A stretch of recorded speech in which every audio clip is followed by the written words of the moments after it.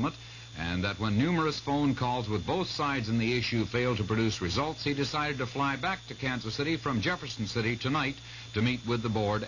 Jackson County Executive George Lear issued a statement tonight indicating the Kansas City teacher strike situation had worsened and that he was very concerned that there are still misunderstandings concerning the proposed settlement, and that when numerous phone calls with both sides in the issue failed to produce results, he decided to fly back to Kansas City from Jefferson City tonight to meet with the board at this hour. Sources say Teacher Union President Norman Hudson will then be contacted by phone in an effort to iron out the hang-ups in the strike that is now in its 5th week. The case involving the killing of a Raytown service station attendant has been turned over to the Metro Squad. About 2:30 this afternoon, 72-year-old Earl F. Stang of 8802 East 73rd in Raytown was shot to death during an apparent robbery attempt.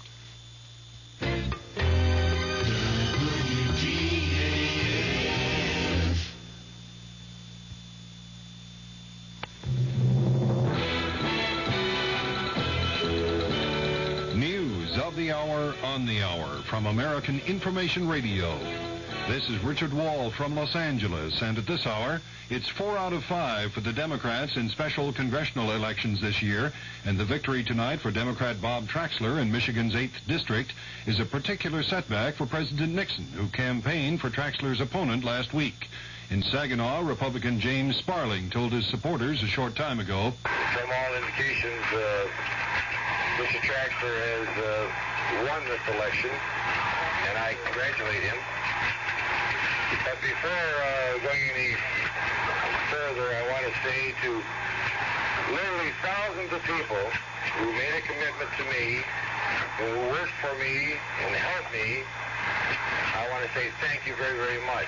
James Sparling was the first Republican to lose in Michigan's 8th congressional district in 40 years. Traxler had called the election a referendum on President Nixon's policies and moral leadership and called the president the only real issue. White House mum on a subpoena request. That story coming up. I love Tommy. You know, he's, no different than my own grandchildren, except he's never had much love and attention. When I first met him, he never talked, and everyone thought he was mute. I'm a foster grandparent to Tommy. Not long ago, I began teaching him how to match up colors with words and objects. It just wasn't working, and I was getting frustrated. Then one day, he looked at an apple. He said, "Red." He said red. I lit up inside, and I cried, and I kissed him for loving me. The Foster Grandparent Program has many volunteers over 60 years of age devoting themselves part-time, giving personal care and attention to children in institutions. The Foster Grandparent Program is one part of action. Action is doing something. There is something you can do. Get into action. The White House has no comment on Watergate prosecutor Leon Jaworski's request for a subpoena for tapes and documents relating to 64 more conversations President Nixon had with aides. Jaworski says the materials needed for the Watergate cover-up trial. One of the defendants in the Mitchell-Stans perjury conspiracy trial has completed his time on the witness stand. Correspondent Ann Compton reports from New York. John Mitchell finished up after 3 rough days on the stand, never budging from his story of innocence in the Robert Vesco affair. Following Mitchell to the stand was the man who followed him into the Attorney General's office, Richard Kleindienst. He contradicted former White House counsel John Dean's claim that when grand jury questioning about Vesco got hot, Mitchell called Dean asking that the message be passed on to Kleindienst. In a firm voice, Kleindienst said he has no recollection of that call from Dean. Kleindienst added Mitchell needed no messenger boy anyway. Tomorrow it's co-defendant Maurice stands in the witness box. Ann Compton, ABC News at the federal courthouse in New York. Lieutenant William Calley will be eligible for parole in a few months after Army Secretary Howard Callaway cut Calley's sentence for the My Lai murders from 20 to 10 years. Randolph Hearst says he has no idea whether his daughter Patricia was coerced into joining in the bank robbery yesterday in San Francisco, but Miss Hearst's fiancé, Stephen Weed, says he feels she was coerced by her kidnappers. The FBI has named escaped convict Donald DeFries as one of the bank robbers. DeFries is believed to be the man who calls himself Field Marshal Sin Q of the SLA. Virginia ended its odd-even gasoline distribution plan a few minutes ago. Governor Mills Godwin announced the system was discontinued because more gasoline is available for Virginia drivers. The American Automobile Association says gasoline supplies remain good across the U.S., but the price of premium went up a penny a gallon in the past week to 58 cents. The AAA says the average price of regular gasoline stayed at 54 cents. This is Information Radio News. From the Kurt Murs Sports Desk, it's Steve Busby for the Royals and 18-year-old David Clyde for the Rangers tonight in Texas. They'll play again tomorrow night. Ken Stabler of the Oakland Raiders signed with a WFL team not long ago, and tonight quarterback Darryl LaMonica placed his signature on a California Suns contract.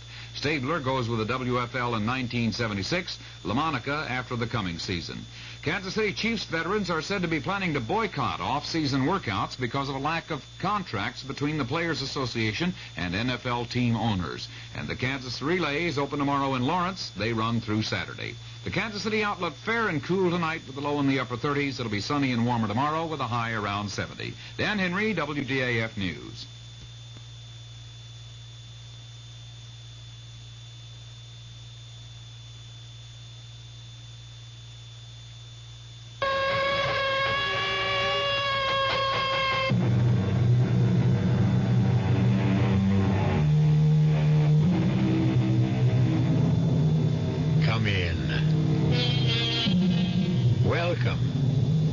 I'm E.G. Marshall.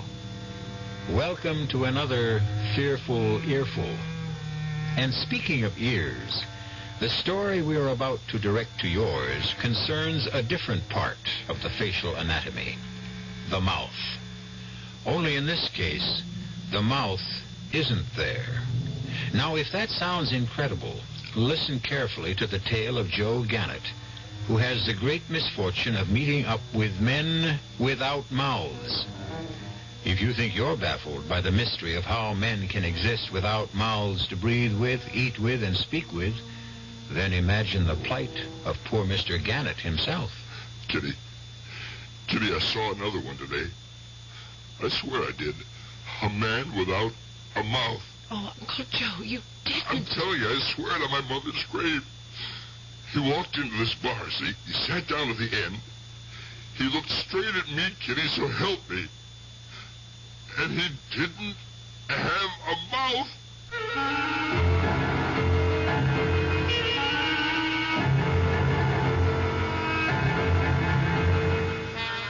Our mystery drama, Men Without Mouths, was written especially for the Mystery Theater by Henry Slesar and stars Joe Silver and Patricia Elliott.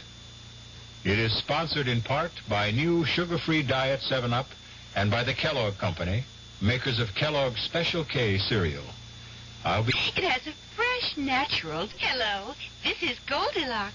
It seems like only yesterday that I was a little girl tasting porridge. You know, this one's too hot.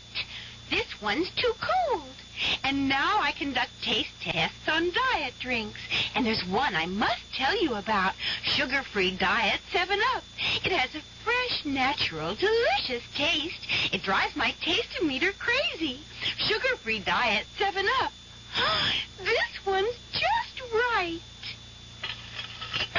Answer on. I'm building a kite out of tissue paper, and it's beginning to rain. What do I need? Umbrella or plastic kite. Answer on. How many children are born with birth defects? 250,000 a year in the United States. What's being done? The March of Dimes supports research, medical service, and public education programs. How can I help? Answer on. Like me, the March of Dimes needs money for answers. Give to the March of Dimes.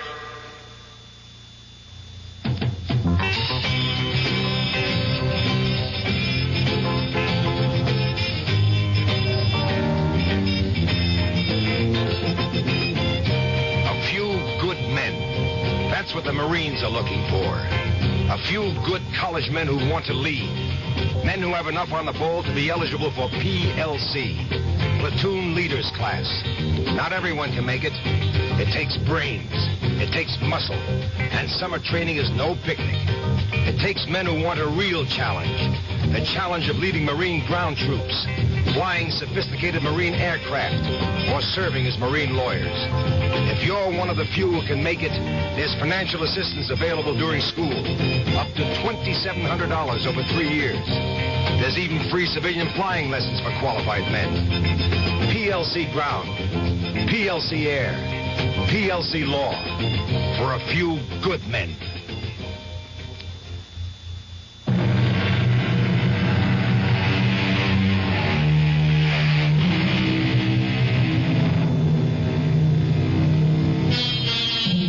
Our story begins in the heart of New York City. A heart which, as usual, beats with the rhythm of rushing traffic, the clang of construction, the clamor of commerce, and the never-ending flow of people on their way to meetings, parties, rendezvous, and other human encounters. But we're interested in only one person today. There he is, just hailing a taxi on the corner of East 63rd Street. He's a dapper figure in his blue serge suit, his white shirt, and conservative gray tie. He appears to be a man in his late 50s, well-dressed, well-tanned, and well-heeled. His name is Joe Gannett. Occupation? Retired. But retired from what? Listen. Hey, taxi! Hey, taxi! Taxi! 530 West Side Avenue. Right. Nice day for a change, eh? Yeah, it's okay. One day hot, one day cold. It's enough to drive you crazy. Yeah. Hey, you know something? You look familiar. Yeah. I'm a movie star, Mac. I'm Raquel Welch. No, I mean it. You really do. You ever live in Chicago? Look, you mind we do without the conversation? I'm from Chicago originally. Moved here about 10, 11 years ago. I could swear I knew you from some... Wait a minute. You're Joey Ganatello. You got it wrong, mister. Listen, you wouldn't remember me, Mr. Ganatello, but I used to drive for Turk Wilson sometimes. You remember Turk Wilson? He's in stir now, of course. They got him on income tax evasion. I don't know no Turk Wilson, and my name isn't whatever you said, you understand? Yeah, sure. I mean, no offense, mister. Okay. No offense. And no more conversation.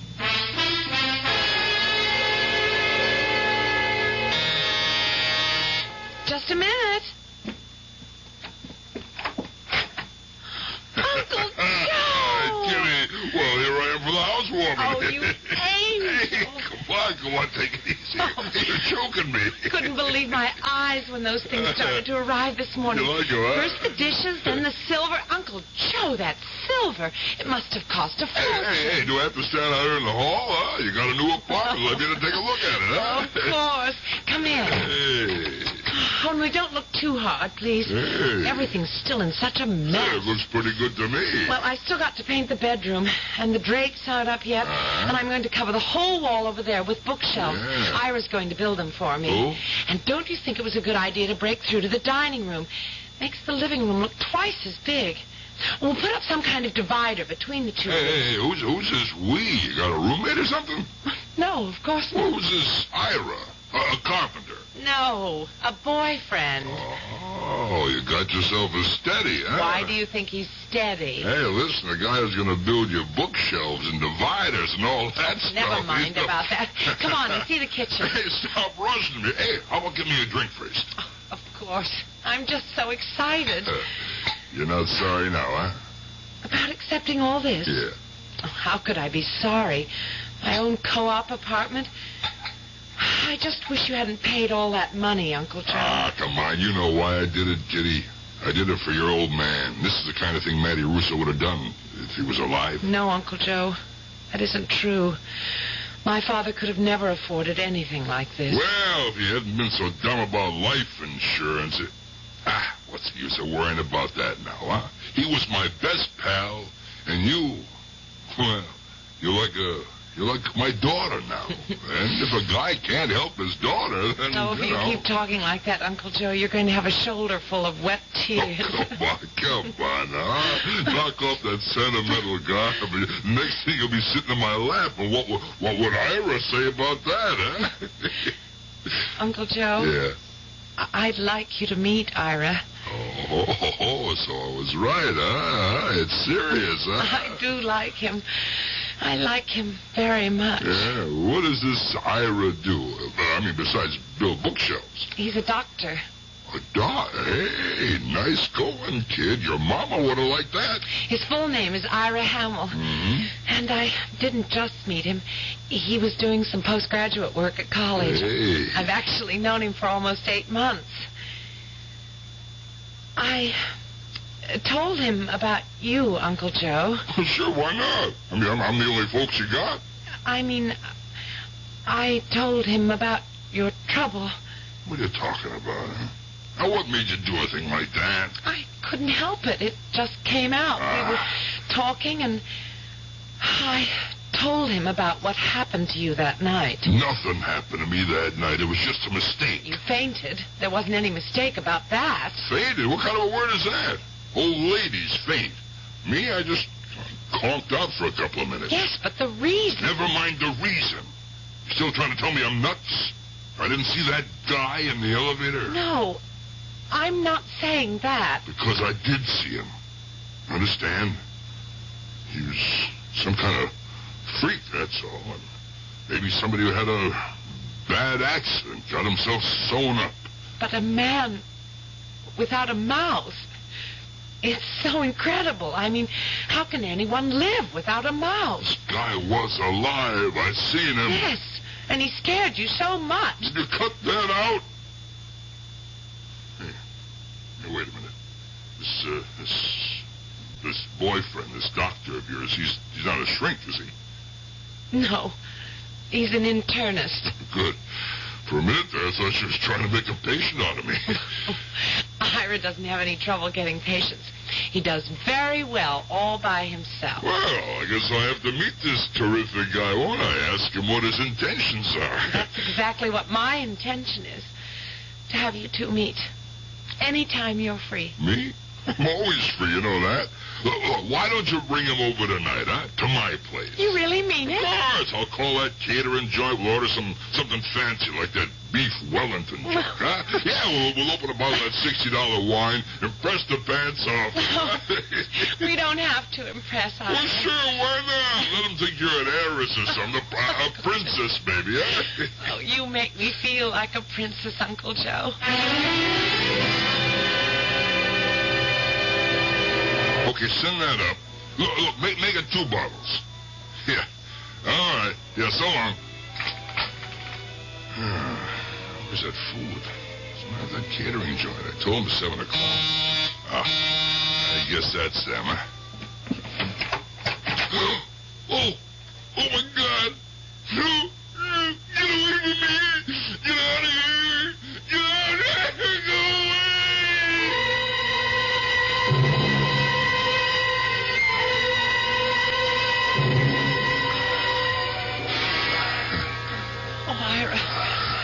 Are you sure he's all right? Are you sure it's not his heart? No, his heart's okay. Pulse is a little fast. It's just shock, Kitty. He'll be okay. He looks so terribly pale. He's coming out of it now. Hey. Hello. Hello, Mr. Gannett. Sorry to have to meet you like this. I'm, Ira Hamill. The doctor? That was a very dirty trick, Uncle Joe. Getting Ira to make a house call by pretending to invite us to dinner. Hey, help me up. Yeah, we better, take it easy, Mr. Gannett. I'm okay now. I'm okay. I just got a little dizzy. How long was I out? I don't know. We got here at 7:15. We rang and rang, but nobody answered. I got word and called the super. Hey, listen, did the food get here? It's here. Oh, but never mind about that. What about the wine? I ordered some of that chateau stuff. What happened exactly? Nothing. Uncle Joe, please. The last time you had a blackout. Well, was it anything like the last time? You want the truth? It was exactly like the last time. A man without a mouth. And she told you that, too? Well, it was interesting. I even looked up a book I have, Anomalies and Curiosities of Medicine. There is a condition called atresia of the mouth. I'm afraid I don't know of any modern case. So what you're saying is there is no such thing? No, I didn't say that. For one thing, I don't really know the whole story. Just what Kitty told me about you seeing this man in the elevator. That's right. He was in the corner of the elevator reading the newspaper. He didn't even look up when I got in the car. But then I turned around and I seen him staring at me. So he had eyes, but no mouth. None that I could see. Just skin, covering everything from his nose to his chin. It was only an optical illusion. I'm sure of it. Mr. Gannett, did you see that man again tonight? No. You mean it was something else this time? It was another one. A different man right at my front door. But there was something unusual about him. It was the same thing. He didn't have any mouth. Oh, Uncle Joe. Now, look. Maybe it's freaks. The freaks walk around it. Hey, Martians, maybe. What do you think, Doc? Going to be Martians? Well, why should they pick on you? Yeah, that's right. I've never done nothing to a Martian. Why pick on me, eh? Hey, come on. Let's forget this junk. Huh? Let's eat that food. How about it, Kitty? You want to warm it up for us? All right, Uncle Joe. What the heck? We got mouths. Let's use them.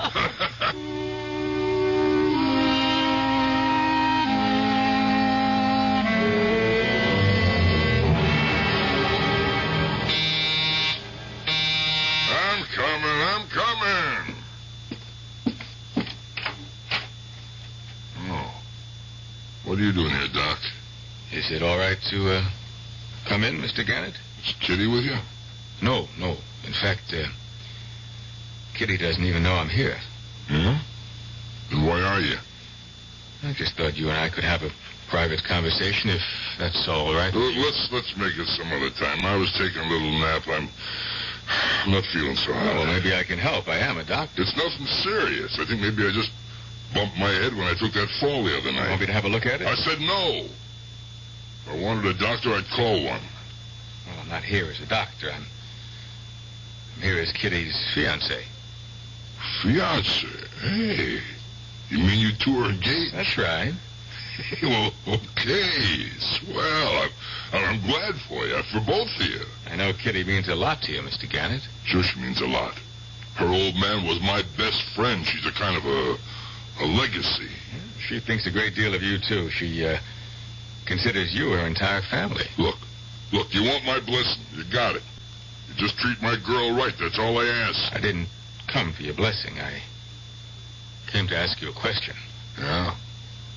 About what? About you and the syndicate. What was that? I know something about you that even Kitty doesn't know, Mr. Gannett. I know what you used to do for a living.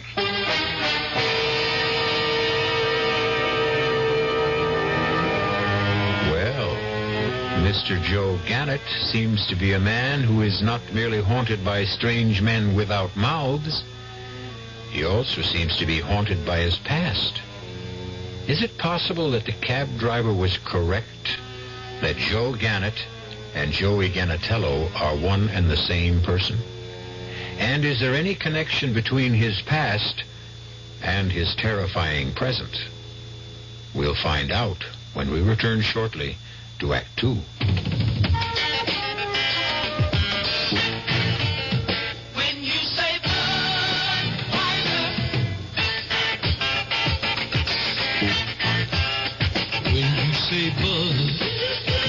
Said a lot of things nobody else can say. When you say bud, you've gone as far as you can go to get the very best. Yeah. When you say bud, you tell the world you know what makes it all the way. When you say bud, you say you only want the king of fears. There is no other one. Only something less. King of fears, king of the rest. When you say Budweiser, you said it all. You said it all. Anheuser-Busch, St. Louis. Your contributions to CARE have given help and hope to millions of needy people around the world. When they were hungry, you nourished them. When they were thirsty, you brought them safe water to drink. When they were sick, you made them well. When they were homeless, you provided them shelter. When they could not read, you helped build their school. When they were without hope, you showed them how to help themselves. CARE, the International Aid and Development Organization. By helping one human being anywhere, you help mankind everywhere. People who need care need your help. Please send your dollars to CARE, Department 2, New York 10016.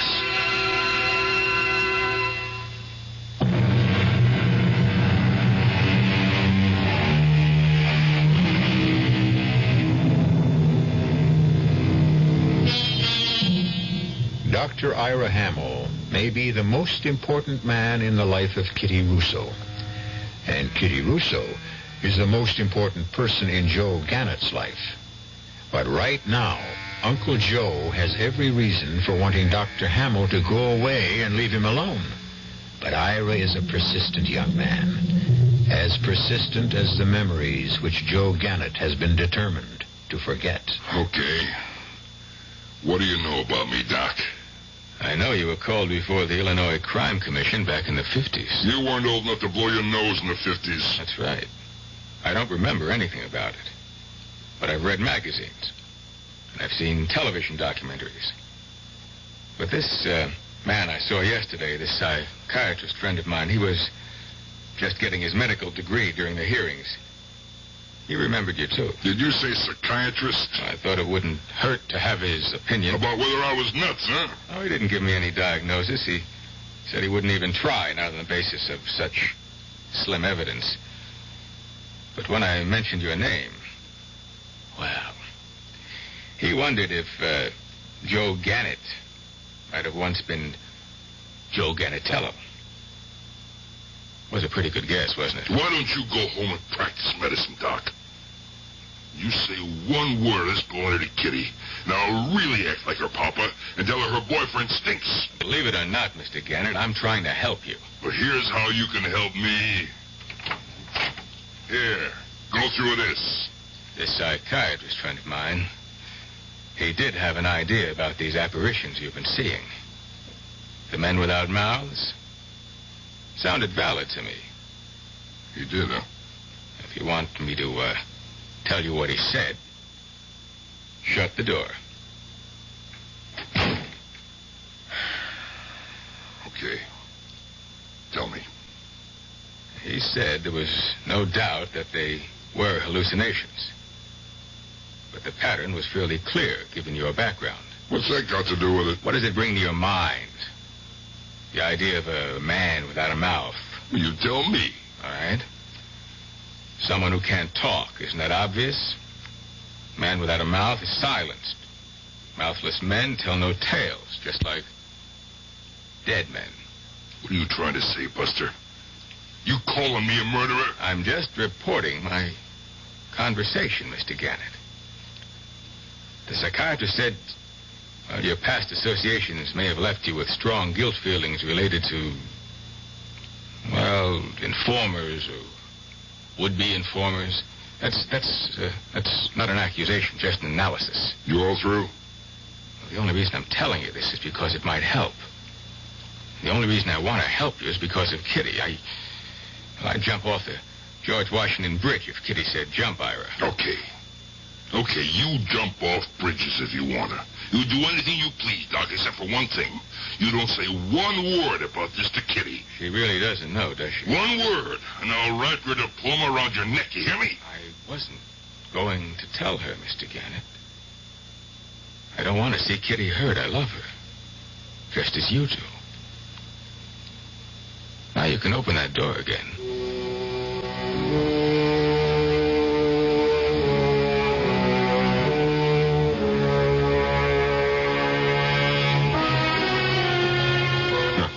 Stinking little punk. Wise guy, doctor. You want another drink, Mr. Gannett? Huh? Oh, yeah. Yeah, right, Harry. Another drink, that's right. Here you go. Yeah, right up to the top, Harry. Right up to the brim, huh? Sure, Mr. Gannett. You know we always take good care of you. Nobody has to take care of me. I take care of myself, Harry. I always have. Sure, that's the way. Look out for number one, right? Hey, Harry, you know something? You know, you got a good, strong mouth. Thanks, Mr. Gannett. A guy can see your mouth, plain as day. And I was thinking of growing a mustache. You figure that wouldn't be a good idea? Hey, Harry, people have to have mouths, don't they? Yeah, they sure do. Listen, some of the people come in here, they got real big mouths, never stop talking for a minute. You never saw anybody without a mouth, Harry, did you? No, Mr. Gannett, I can't say that I did. Oh, excuse me, I got a new customer. What can I do for you, sir? Oh, God. Oh, no. No. It's another one. It's another one. Hey, what's the matter? I gotta get out of here. I gotta get out. Hey, Mr. Gannett. Let me what's out. the matter? Let me out.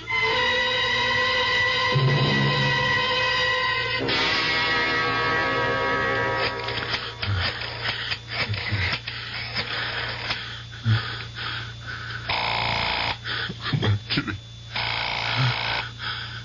Hello? Kitty, it's me. Uncle Joe? Yeah, Kitty. I seen another one today. I swear I did. A man without a mouth. Oh, Uncle Joe, you didn't. I'm telling you, I swear it on my mother's grave. He walked into this bar. He sat down to the end. He looked straight at me, Kitty, so help me.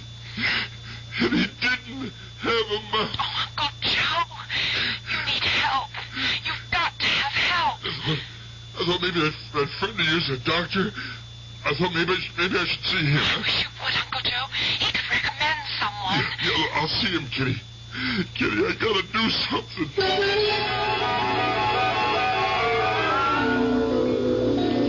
Please. Sit down, Mr. Gannett. Thanks. You've, seen another one, haven't you? Now, listen to me, Doc. I know you think I'm nuts.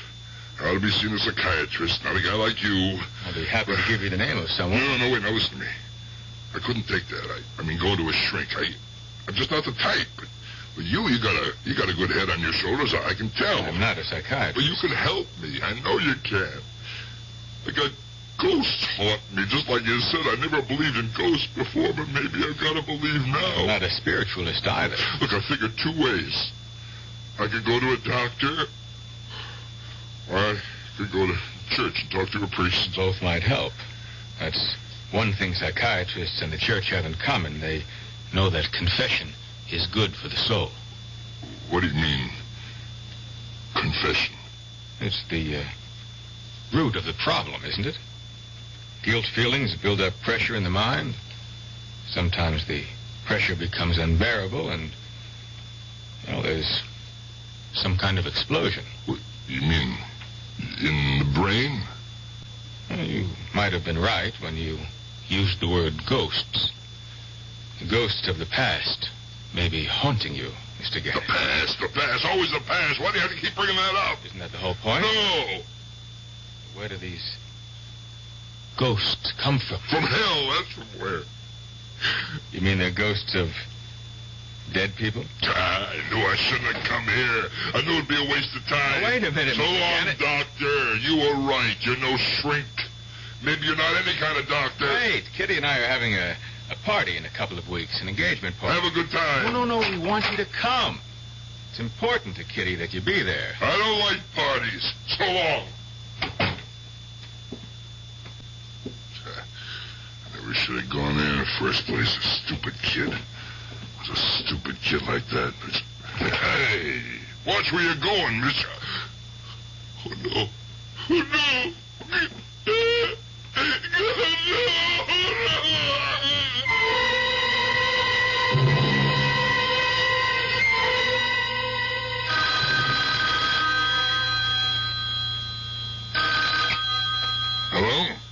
Uncle Joe? Yeah, hi, Kitty. Are you okay? Yeah, fine. Great. Why shouldn't I be? I just want to know. I suppose your boyfriend told you about me seeing him today. Uncle Joe, is it true that you don't want to come to our engagement party? You know me, Kitty. I'm just not the party type. Have to be here. All of Ira's relatives are going to be here, and there won't be anyone at all from my side. Oh, honey, I just can't make it. Kitty, I got a million things I gotta get this place of mine in some kind of shape. I mean, it's got all kinds of junk laying around. Okay, honey, I'll try to be there. It's next Friday, 8:30, right here. I'll try, honey, I will. So long. As long as I don't go nuts before then. Maybe I should clean up the junk around here. Look in that closet. Oh, look at all that junk. This Christmas stuff I ain't even opened. This old typewriter, I should give that away, get rid of it. What am I going to do, write a book? Yeah, that's the thing, all right. Confession's good for the soul. I had to put down the whole story like the doc said. Maybe he's right about it. I couldn't even write a postcard. Hey, wait a minute. How about this? Hey, the tape recorder, one Kitty gave me last year. Jeez, I never even touched the thing. See, how's this thing work anyway? Yeah, on, off, record, stop, rewind, play. Well, there's nothing very hard about that. Let's see, where's the microphone here? Oh, yeah, it is. It plugs in here, I guess. Yeah, that looks right. Now what? Press the record button, right? Yeah. Testing 1, 2, 3. Testing 1, 2, 3. Okay. See how that sounds. Okay, press the rewind button now. Then press play. Testing 1, 2, 3. Testing 1, 2, 3. That's easy enough. Only, how easy is it going to be to confess? Well, only one way to find out. Try. My name is Joe Gannett. No, that's not starting off with the truth, is it? My name is Joey Gannatello. In 46, I shot and killed a man named Ricky Natans. What the heck am I doing? Am I crazy? I can't put that on tape. That's crazy. I can't. Wait. Maybe that's the way. If they're really ghosts, then maybe that's what they want. A confession. Sure, why not? Nobody will hear it. I'll tell everything, but I'll take the tape and stick it in an envelope.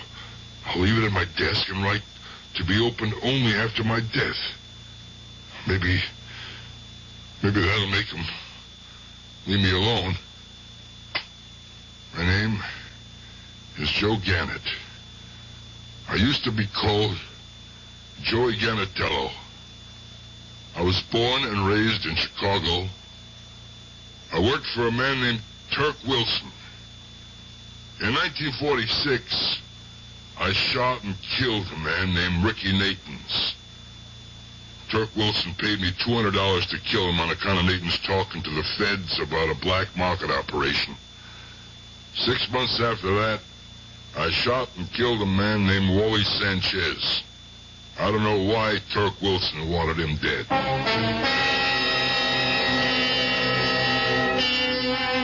A A tape recorder is a wonderful device, a very useful tool in all sorts of situations. And if confession is good for the soul, you might even call it a confessional box. But will it be the right answer for Joe Gannett? Will it provide him with the magic formula to rid him of all his mouthless phantoms? We'll find out when I return shortly with Act 3. And now, another story of the ball and chain, as Kellogg's Special K presents The Library. Welcome to the public library. May I help you, sir? Yes, I'd like to check out... I'd like to check out Famous Laundromats of the World by Audrey Schnorbart. Sir, excuse me, but isn't that ball and chain you're wearing just like the ones they use in the Kellogg's Special K commercial? This ball and chain? Yes, that one. How are you going to get rid of it? Well, you know, lots of good exercises, and by eating smart at every meal, starting with the Special K breakfast. Don't you have to watch your calories? Yes, and the Special K breakfast is less than 240 calories. Less than 240 calories? Right. A 1-ounce bowl of high-protein Special K, 4 ounces of skim milk, tomato juice, and coffee. It's really tasty, and it's going to help me get rid of this ball and chain. I'd say it's long overdue, get it? Your happy ending could begin with the Special K breakfast from Kellogg's. The Veterans Administration helps people in little ways. A veteran, let's say, is trying to get into port. He's filed to go to school under the GI Bill. He's not getting any money, but he's entitled. Well, what's wrong with writing a letter saying that under the law, this man is entitled to receive $220 a month for attending school on a full-time basis? Believe it or not, he can take that letter with the little job, take it to the real estate people, and because he has an additional income of $220, although he isn't receiving it, it makes his chances of getting that apartment much better. And this is what I mean about the little things. Going beyond the duty every once in a while. Just go a little bit out of your way to help someone. That's my philosophy.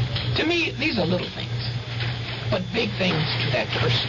A big thing to that person. At VA, we try a little harder to help.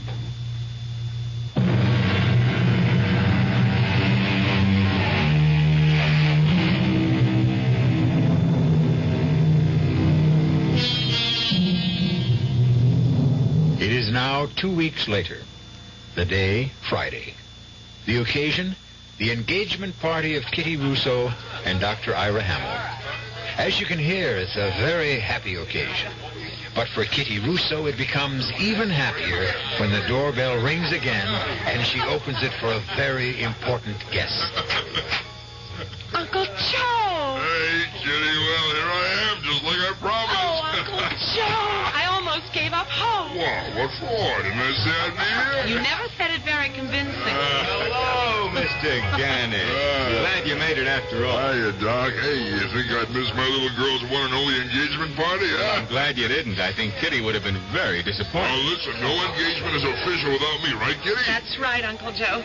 Oh, you look just marvelous. Ira, doesn't he look well? Oh, yeah, you look fine, Mr. Gannett. Been feeling okay? Me? I'm feeling like $1 million. Oh, it's so wonderful to hear you say that. And then you haven't had any more, trouble. Would you like passing out? No more of that. No, I didn't mean just that. It's all over, Doc. The whole problem. It's all over and done with. Then you're not seeing anything peculiar these days. No, I figured out what the whole trouble was. Yeah, I changed my brand of booze. Uncle Joe, come on. That's what it was. I changed my booze. I changed my reading glasses. Hey, speaking of booze, how do you get a drink in this joint? Huh? You come on with me. I'll show you where the best booze is. Go on. Say, is it really true? Have the hallucinations stopped? Stopped cold, just like that. Oh, I'm really glad to hear that. So am I. For a while back there, I thought I'd have to take a trip to the funny farm. Yeah. But it hasn't happened once in the last 2 weeks. Well, that certainly gives us something to drink to, doesn't it? Yeah, we'll drink to Kitty, Doc. I mean, Ira. Yeah. You like scotch, right? Yeah, scotch is fine. Listen, Ira, I said a couple of things here that weren't so nice. I hope you can forget. No, I didn't take any offense. That's good. You know, you marrying Kitty, it means you'll be You'll be stuck with me, too, huh? Joe, why do you think it happened? What? Losing your ghost. Oh, I don't know. I guess he just got tired of haunting me, huh? Oh, hey, now, listen, I got a little present for you and Kitty. No, nothing fancy, just something small and green, huh? Here. Thanks, Joe. Okay, come on, open it up. Take a look. Well, all right. That's a lot of money, Joe. Well, a couple of kids get married today. They need every penny they can get their hooks out. I still think it's too much. Now, look, you got a nice long future ahead of you. Me, most of what I got is past, you know? Well, I know something else, too. The past is the past, Joe. Once it's gone, it's gone. Understand? Hey, Ira, you know something? I think Kitty got herself a pretty good catch.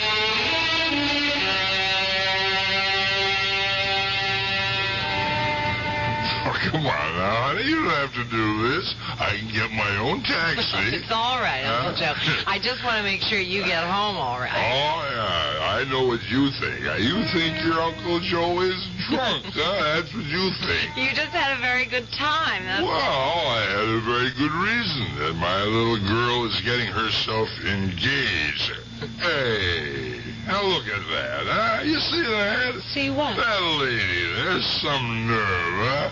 Hey, lady, we were here first. Don't worry about it, Uncle Joe. There'll be more than one cab. Yeah, people shouldn't do that. It's not nice to do that. Hey, lady, you're trying to steal our cab? Excuse me, honey. Uncle Joe. Now, listen, lady, you can't do... God. Oh, no mouth. Uncle Joe. No. Come back. No mouth. Please. No mouth. Uncle Joe!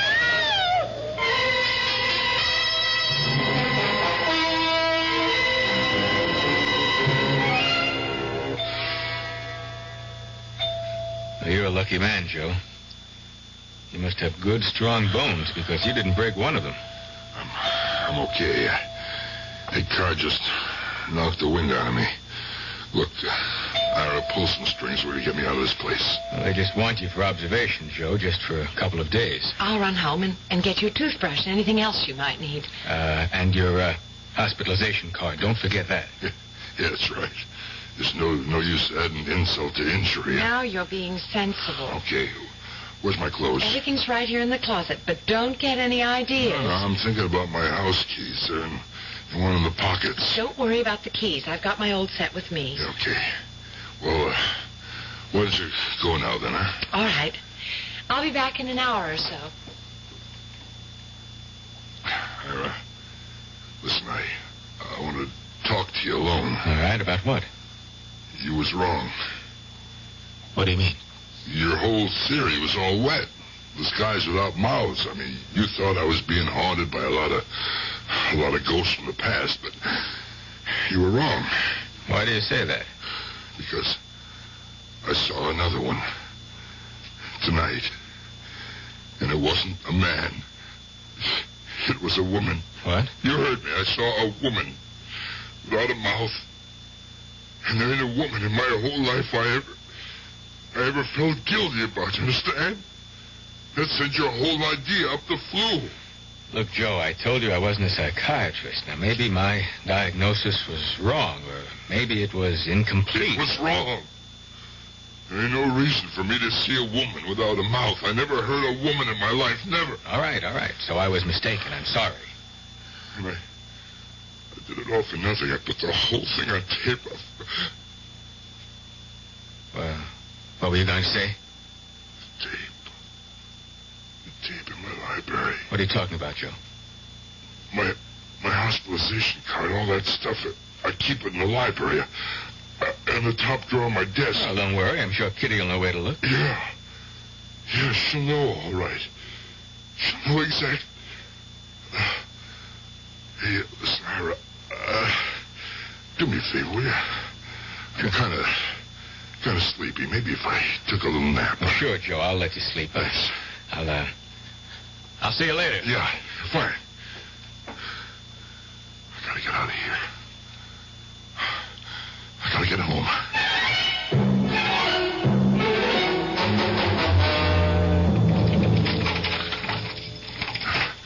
Maybe for that envelope. Kitty? Kitty, you here? Kitty? Library door's closed. $200 to kill him on account of Nathan's talking to the feds about a black market operation. 6 months after that, I shot and killed a man named Wally Sanchez. Oh, my God. I don't know why Turk Wilson wanted him dead, but I shot him. I got $500 for that job. I was moving up in the world. The next man I hit was Vic Santioni. And I had to take care of his brother Tommy when he went gunning for Wilson. I never got picked up or even booked for these killings. I was a very lucky man. Kitty. Kitty. What do you think you're doing? Can't you see what I'm doing, Uncle Joe? I'm playing your tape. The one you had in the envelope. Who told you to do that? Didn't you see what it said? Yes. I saw what it said. It said, not to be opened until your death. Did you think I could resist something like that? You know me, Uncle Joe. Kitty, give me that tape. You know that's why Pop called me Kitty in the first place. Not because my name was Catherine. My name's Mary. But he always said I was as nosy as a kitten, as curious as a cat. Honey, please. Please, you shouldn't have listened to that stuff. It's got nothing to do with you. Nothing to do with me anymore either now. That was the second time, Uncle Joe. What did you say? It's the second time I've played the tape. I heard it all the way through the first time, but I didn't believe what I was hearing. I couldn't. Why? Why did you have to do that? Papa. My poor Papa. Kitty, listen to me. You don't know about these things. You don't know how a man gets pushed and shoved in this world until he's got to be like an animal. He was worried about her finding out what he was doing. He never stopped worrying about that. Only then they needed a fall guy for a payroll job, and they picked Marty, and he refused. He said he wouldn't take a rap. He wouldn't go to jail, and she... Marty had this daughter in college. He called her Kitty. He was worried about her finding out what he was doing. He never stopped worrying about that. Only then they needed a fall guy for a payroll job, and they picked Marty, and he refused. He said he wouldn't take a rap. He wouldn't go to jail and shame his daughter. He said he'd spill for her. Are you listening, Uncle Joe? Lord. It made him a problem, you know. I wanted him hit. I said I didn't want the job. Marty was my friend. Him and his daughter was like my family. But they didn't care about that. It was like a test of my loyalty. So I had to do it. I had to kill Marty Russo. Is that why you took such good care of me, Uncle Joe? Is that why? I had to do what they said I had to do it. Kitty, it would have been the same with your papa if he was told to hit me. There's a gun in your desk, Uncle Joe. Is this the gun you killed him with? No, put that down, Kitty. That thing is loaded. Tell me how you killed my father. No. Your best friend. Why don't you tell me how? No, please, put it down. Did he know it was you, Uncle Joe? Kitty. Did you look him in the eyes when you shot him the way I'm looking at you? Kitty!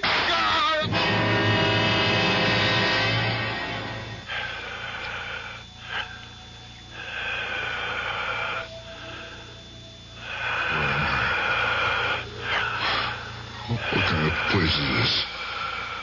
It sounds like the whole room is breathing.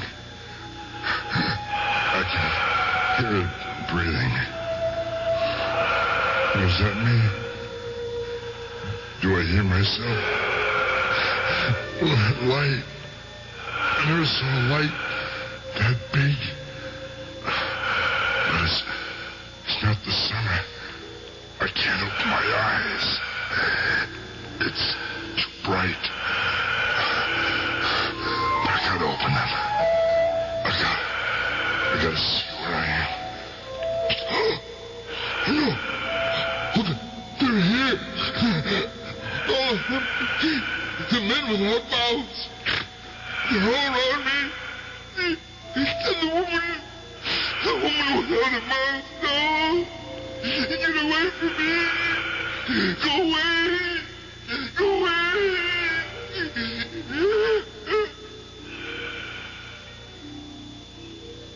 His eyelids are moving.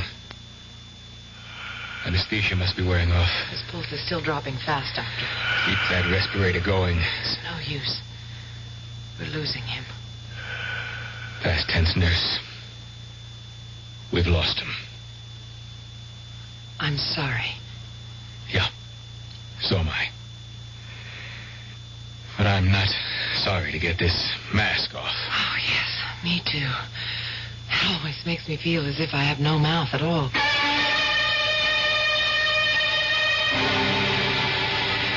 Well, it seems that Joe Gannett was seeing ghosts, all right. But in this case, they weren't the ghosts of the past. They were the ghosts of the future.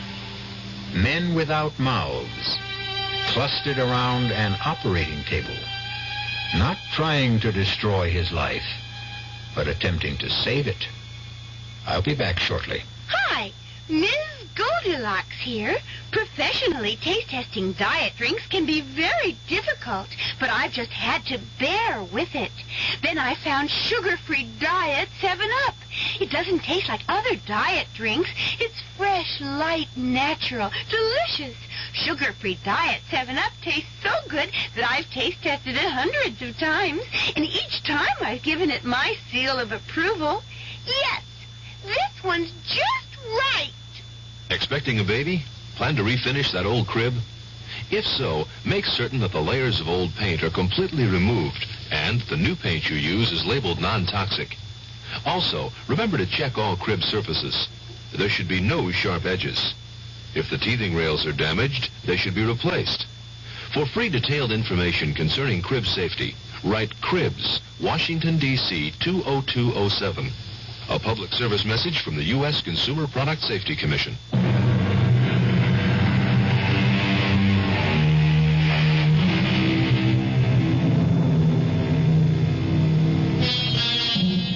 Of course, we're really not worried about men and women without mouths at the Radio Mystery Theater, as long as they have ears. And since you seem to have a pair of ears in good working order, we hope you'll turn them to our wavelength again. It's our purpose in life to show you that sometimes it's fun to be afraid. Our cast included Joe Silver, Patricia Elliott, Ira Lewis, and Dan Ocko. The entire production was under the direction of Himan Brown.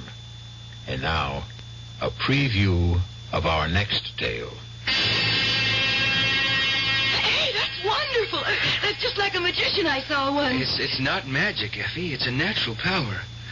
I read somewhere that most of us use only a small portion of our brain potential, less than 5%. You mean that anyone can do what you just did? Sure, most people can. I'm sure of it. Oh, hey, Joe, will you teach me? Will you show me how you did that?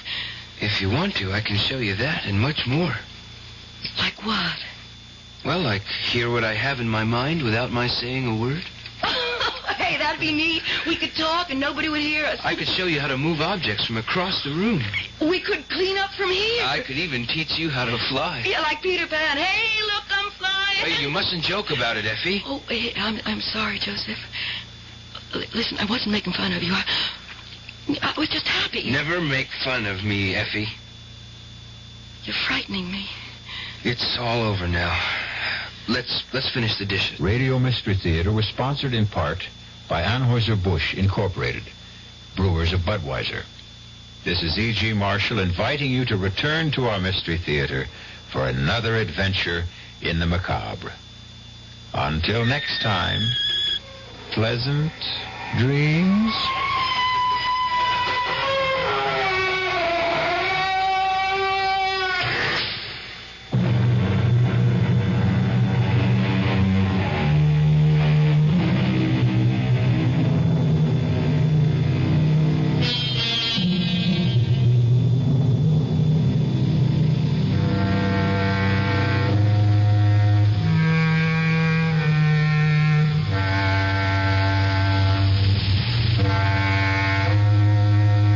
WDAF, Kansas City.